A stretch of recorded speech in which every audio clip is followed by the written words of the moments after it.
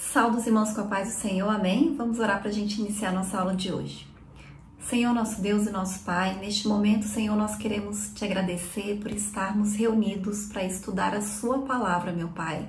Nós consagramos a Ti as nossas vidas, a nossa mente, meu Pai, o nosso entendimento. Pedimos que o Teu Espírito Santo esteja conosco, nos conduzindo, nos dando sabedoria, nos capacitando, meu Pai. Que o Senhor, em nome de Jesus, venha aumentar a nossa fé, venha fortalecer, Senhor, as nossas vidas, repreendendo todo o mal, todo o levante do inimigo, Deus, tudo aquilo que não vem de Ti. Que em nome de Jesus, meu Pai, o Senhor nos deixe, Pai, cada dia mais firmes na Sua presença, Deus, que a gente não desvie nem para a direita nem para a esquerda, que o Senhor venha iluminar, meu Pai, a nossa mente, repreendendo em nome de Jesus, Pai, tudo aquilo que não vem de Ti, Senhor. É isso que nós te pedimos e te agradecemos em nome de Jesus. Amém? O título da lição de hoje é A Consciência, o Tribunal Interior. Nós vamos fazer a leitura que está em Romanos, capítulo 2, do versículo 12 ao versículo 16, que diz assim: Porque todos os que sem lei pecaram, sem lei também perecerão, e todos os que sob a lei pecaram, pela lei serão julgados. Porque os que ouvem a lei não são justos diante de Deus, mas os que praticam a lei hão de ser justificados. Porque quando os gentios que não têm lei fazem naturalmente as coisas que são da lei, não tendo eles lei para si mesmos, são lei, os quais mostram a obra da lei escrita no seu coração, testificando juntamente a sua consciência e os seus pensamentos, quer acusando-os, quer defendendo-os, no dia em que Deus há de julgar os segredos dos homens por Jesus Cristo, segundo o seu Evangelho. Amém? Então, nessa lição de hoje, nós vamos estudar a respeito da consciência humana. E a gente vai ver a consciência como se fosse um tribunal interior, que foi nos dado pelo próprio Deus, né? Então, em alguns momentos, ele nos acusa, outros momentos ele nos defende, em outros momentos julga os nossos atos. E em meio a um mundo totalmente corrompido que nós vivemos, onde nós temos visto tantas coisas assim, totalmente erradas e absurdas acontecendo, esse estudo de hoje, né, essa lição de hoje é uma oportunidade da gente destacar a consciência guiada pela palavra de Deus e pelo Espírito Santo de Deus. Amém? Então, quando Deus criou o ser humano, ele criou o ser humano com um senso de moral chamado consciência, que, como eu disse, acusa, defende e julga. E a consciência, ela sonda e emite juízo sobre todos os nossos comportamentos, né? Sobre todos os comportamentos humanos. E o primeiro tópico da lição de hoje diz assim: antes e depois da queda, a primeira manifestação. Então, a palavra consciência do grego é syneidesis, que é saber com. Então, a consciência é uma faculdade inata, ou seja, todos nascem com ela. É como se fosse um sensor instalado na alma humana. E, na verdade, alguns teólogos dizem que é no espírito. Então, não existe esse consenso, se é na alma ou se é no espírito. Mas é uma capacidade dada por Deus para o homem discernir entre o certo e o errado, entre o bem e o mal, e assim orientar as suas decisões. Lá em Gênesis capítulo 2, versículo 16 e 17, Gênesis capítulo 3, do versículo 6 ao 10, tratam da primeira manifestação da consciência na experiência humana, né? Então, Deus estabeleceu uma lei específica, a proibição de comer do fruto da árvore do conhecimento do bem e do mal. Mas o homem desobedeceu. E quando Deus disse que o homem não podia comer daquele fruto, era a única proibição que existia, Deus também falou qual seria a consequência, né? Qual seria a penalidade. Ele disse: no dia em que dela comeres, certamente morrerás. E aí o homem transgrediu esse mandamento do Senhor, né, essa ordem de Deus, e ele experimentou o funcionamento acusador da consciência, porque quando ele desobedeceu, que ele comeu do fruto, ele sentiu culpa, vergonha e medo. Então, aqui nós vemos a consciência acusando pelo ato errado que ele havia cometido. E aí o próximo subitem diz assim, o direito natural. Então, assim, todo ser humano nasce com um conteúdo normativo fundamental na sua alma, né? Que é a lei moral, também chamada de lei da natureza ou direito natural. No livro de Gênesis, isso é visto pela primeira vez em Caim, que feriu o direito natural de Abel, tirando a sua própria vida, e ele experimentou uma trágica consequência com relação a isso. E apesar de não haver ainda uma lei dizendo que era proibido matar, né? A lei mesmo veio a existir muitos anos depois, ele tinha essa consciência de que era errado. Porque quando ele fez isso, ele tentou omitir de Deus, como se Deus não soubesse, né? Então, assim, a consciência acusou de que aquilo que ele tinha feito estava errado. Lá em Gênesis 4, versículo 13 e 14, diz assim: é maior a minha maldade do que a que posso ser perdoada. Da tua face me esconderei e serei fugitivo e errante na terra. Então, assim, quando a consciência acusa, não adianta você se esconder, porque a sua consciência, ela vai com você para onde você for, né? Ela está conosco, né? Ela é algo que não tem como a gente separar das nossas vidas. E aí o próximo subitem diz assim, escrita no coração. Em Romanos, que foi o texto que nós lemos, né, capítulo 2, versículo 12 ao 16, Paulo ele faz referência à lei mosaica, que aí já é a lei que Deus deu para Moisés, né? É a lei moral, o direito natural comum a todos os homens, inclusive aos gentios.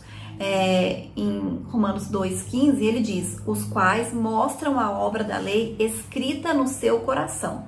Então, em princípio, é com base nessa lei geral que a consciência atua, quer acusando, quer defendendo. O que ocorreu em relação aos hebreus foi a positivação do direito natural, né? A lei escrita em pedras, né? Dos preceitos comuns a todos os homens, como, por exemplo, a proibição de matar. Então, assim, mesmo antes de existir a lei, a consciência humana já dizia que isso era algo errado. Além disso, houve uma ampla regulação da vida civil, né, do direito da propriedade, do direito da família, por exemplo. Então, o livro de Êxodo, né, fala muito sobre isso, Deuteronômio também, quando ele repete as leis, né? Então, é o estabelecimento de todas as leis que o Senhor entregou para Moisés, leis cerimoniais inclusive. Então, antes da codificação do direito natural através da lei mosaica, outras sociedades antigas, elas também tinham as suas próprias regras e as suas próprias leis. A lei de Moisés foi a lei que Deus deu para o povo judeu, mas os outros povos tinham as suas próprias leis, né? E as principais, né, as mais conhecidas, eram os códigos mesopotâmicos de Ur-Nammu, que foi entre 2070 a.C., Lipt-Ishtar, que foi em 1850 a.C., e o Hammurabi, que é o mais conhecido de todos, que foi em 1792 a 1750 a.C. Então, assim, tudo que há de bom nas imperfeitas leis humanas é inspirado na lei moral que está escrita no coração de todos os povos, porque a gente sabe que a lei humana também existem coisas que não são tão boas assim, né? Mas o que há de bom, a gente pode perceber que vem dessa consciência, né? Dessa lei moral que nós nascemos com elas. E o próximo tópico da lição diz assim: o funcionamento da consciência, acusação, defesa e julgamento. Então, a consciência, ela funciona como um órgão de acusação ou de defesa e, como eu disse, também exerce a função de juiz, né? Como se fosse um juiz, um tribunal. Em Gênesis capítulo 3, versículo 7, diz que assim que Adão e Eva pecaram, foram abertos os seus olhos e conheceram que estavam nus. O verbo conhecer é iada e traduz o apontamento negativo feito pela consciência, reprovando a conduta do primeiro casal. Então, assim que eles pecaram, a própria consciência deles acusou, né, dizendo que eles tinham feito alguma coisa ruim, alguma coisa errada. Antes do pecado, eles conheciam somente o bem. Eles viviam em plena paz, em alegria, em comunhão, né? Só tinha coisas boas, não existia nada de ruim. Mas quando eles pecaram, a consciência acusou, né? Falou na alma deles com uma voz secreta e incômoda. E às vezes essa experiência da nossa consciência nos acusando é como se fosse uma dor no coração, como aconteceu com Davi, quando ele contou o povo que Deus não tinha falado para ele contar. E foi algo errado e ruim que ele fez, e ele sofreu consequências, e o povo também, por causa disso. E uma consciência pesada produz males ao nosso espírito, alma e corpo. É por isso que nós devemos estar atentos à nossa consciência, mas sempre sendo guiados pelo Espírito Santo de Deus e pela palavra de Deus. O próximo subitem diz assim: vãs justificativas. Então, a expressão foram abertos os olhos também significa experimentação imediata da malícia, antes inexistente em Adão e Eva. Ao ouvirem a voz do Criador, eles se esconderam com medo, porque a consciência disse que o que eles fizeram era errado, que eles estavam em pecado, né? Deus dirigiu uma pergunta retórica a Adão: quem te mostrou que estavas nu? Comeste tu da árvore que ordenei que não comesses? Deus perguntou para ele. Está lá em Gênesis capítulo 3, versículo 11. Não houve uma resposta direta. Deus já sabia, né, o que eles tinham feito. Deus já sabia que eles tinham desobedecido, e Deus pergunta, né, esperando uma resposta ou não, né, porque ele já sabia a resposta. E aí Adão faz o que se tornaria comum ao ser humano. Ao invés dele assumir que ele errou e pedir perdão, ele tentou se justificar, até colocando a culpa, né, em Eva, que foi a mulher que Deus havia dado para ele, né? E talvez ele tenha feito isso buscando se justificar para ele mesmo, né? Diminuir esse peso na consciência, essa dor na consciência que ele estava. Então, o que ele fala para Deus? A mulher que tu me deste por companheira, ela me deu da árvore e eu comi. Lá em Gênesis capítulo 3, versículo 12. Então, indiretamente ele culpou até Deus. Olha, Deus, você me deu essa mulher e essa mulher fez isso comigo. Se o Senhor não tivesse me dado essa mulher, nada disso teria acontecido, né? Então, Eva seguiu o mesmo caminho. Ela também não assumiu a culpa, não se arrependeu pelo que fez, né? Colocou a culpa na serpente. Então, tentativas como estas são meros placebos. Nós, seres humanos, somos falhos. Todas as pessoas erram, todas as pessoas falham, mas quando a gente falha, a Bíblia nos ensina que nós temos que reconhecer que nós erramos e pedir perdão para Deus e se arrepender, né? Foi isso que Adão e Eva não fizeram, né? Eles não reconheceram, eles não se arrependeram, mas a gente precisa agir dessa maneira. É isso que o Senhor espera de nós, né? Então, a consciência humana, ela é implacável, ela não cede às formulações humanas, né? Ainda que teológicas, elas precisam de realmente que haja um verdadeiro arrependimento, né, e abandono de pecado, para que a gente se sinta melhor. A confissão e o afastamento do pecado, o abandono do pecado, são o verdadeiro remédio para nossa alma. Amém? E o próximo subitem diz assim: o debate no tribunal. Então a consciência, como eu disse desde o início, é como se fosse um tribunal que julga as nossas condutas, aprovando ou reprovando. Atua também em relação ao passado, presente e até ao futuro. E funciona interagindo com as demais faculdades da alma, principalmente os pensamentos e os sentimentos. É quando a gente fala assim, que às vezes tem como se tivesse um anjinho e um demônio, né? Um falando uma coisa, outro falando outra coisa. Então é essa luta, essa briga que existe dentro da nossa mente, né? A consciência, os pensamentos, as emoções, né? Então a consciência, ela costuma entrar em longos debates com os pensamentos que questionam e aprofundam a análise das nossas ações. Então esse processo, ele gera na nossa mente um exame interior, uma investigação pessoal, com o objetivo de alcançar um veredito favorável, o testemunho de uma consciência limpa. Amém? Então, em casos assim, mesmo que a acusação externa prevaleça, como aconteceu com Paulo em Cesareia, ele tinha paz interior, em função da consciência dele estar limpa, livre, sem ofensa, né?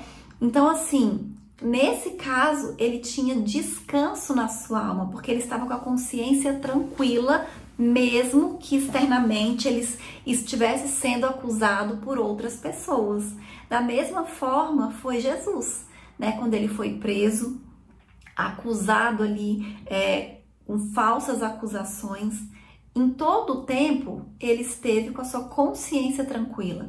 Ele sabia que ele não tinha feito nada de errado, né? Então isso é muito importante. Então obedecer a Deus sempre vai ser o melhor para nossa consciência. Quando nós conhecemos a palavra de Deus, quando nós somos guiados pelo Espírito Santo de Deus e fazemos aquilo que Deus quer, mesmo que a gente receba a acusação das pessoas, nós vamos ficar tranquilos, em paz, com a consciência leve. E o próximo tópico diz assim: a consciência é falível. Defeitos da consciência.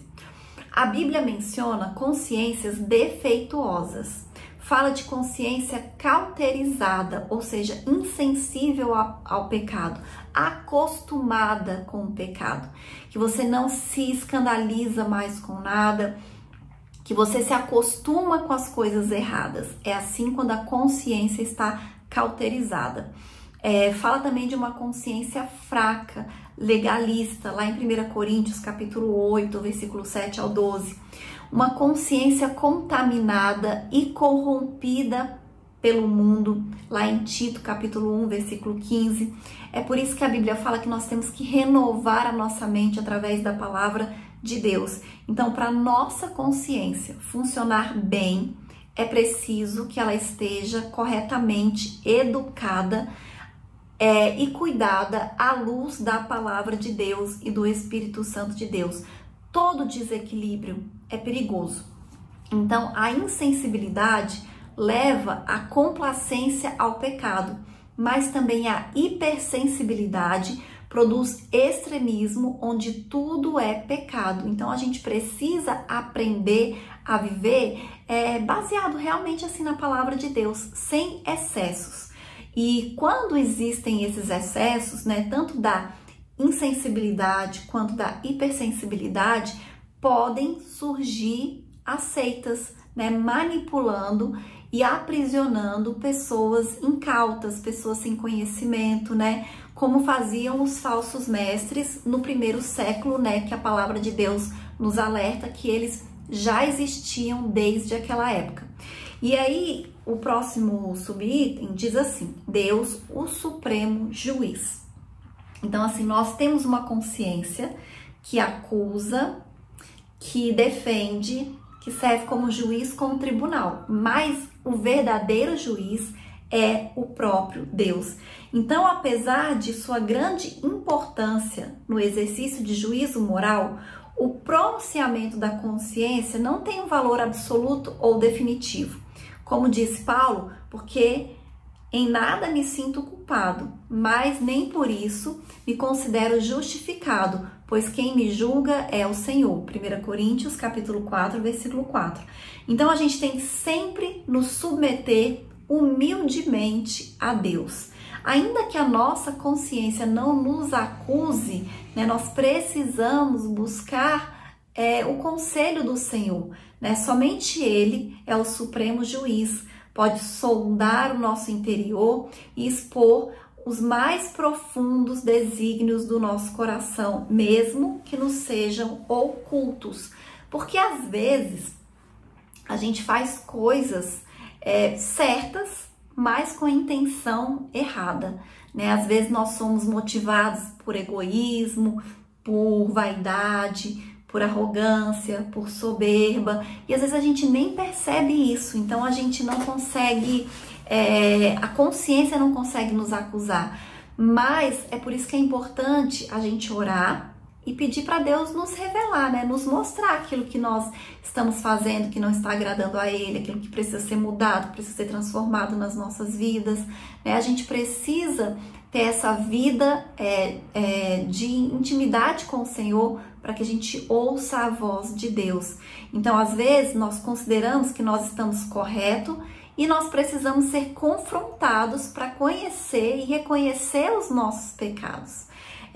Davi permaneceu insensível e rigoroso até ser repreendido através do profeta Natan, no caso, quando ele pecou com relação a Batseba, né? Porque ele adulterou, depois ele criou uma situação para que o marido de Batseba fosse morto, e enquanto o profeta Natan não veio para confrontar ele, ele não reconheceu que ele estava errado, que ele estava em pecado. Então era como se ele tivesse com a mente dele cauterizada, né? Acostumado com aquele pecado, que ele não estava nem vendo que ele estava pecando e que ele estava errando. Pedro, por exemplo, ele precisou ouvir o galo cantar para ele se lembrar, né? Para ele ver que aquilo que ele fez estava errado, né? Para ele se arrepender de ter negado o Senhor Jesus. Então, pecados do espírito, como a soberba, como o orgulho, muitas vezes eles se escondem e nós não conseguimos perceber.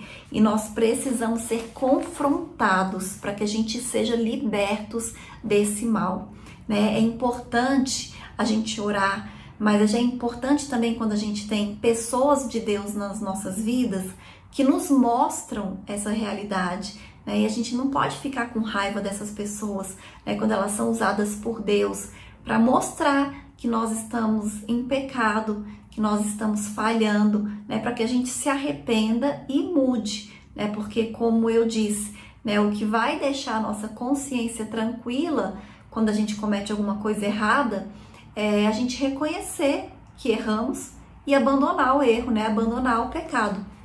E eu vou ler a conclusão, que diz assim: devemos manter nossa consciência sempre pura, renovada e iluminada por meio do contínuo estudo da Bíblia, nossa infalível regra de fé e prática. Se ela nos acusar, não nos esqueçamos, o sangue de Cristo é poderoso para purificar a consciência de todo aquele que, arrependido, confiar no poder do seu sacrifício. Cheguemo-nos sempre a Ele com inteira certeza de fé. Amém? E então, nessa lição de hoje, a gente falou a respeito da consciência, né? E nós vimos como isso é importante. Como é importante a gente ter uma consciência equilibrada e guiada pela palavra de Deus e pelo Espírito Santo de Deus. Como é importante quando nós errarmos, quando nós falharmos, porque nós erramos e falhamos, porque nós somos seres humanos, que a gente se arrependa, né? Que a gente reconheça, que a gente confesse para Deus os nossos pecados e se arrependa. Amém? Então essa foi a lição de hoje e até a próxima aula em nome de Jesus.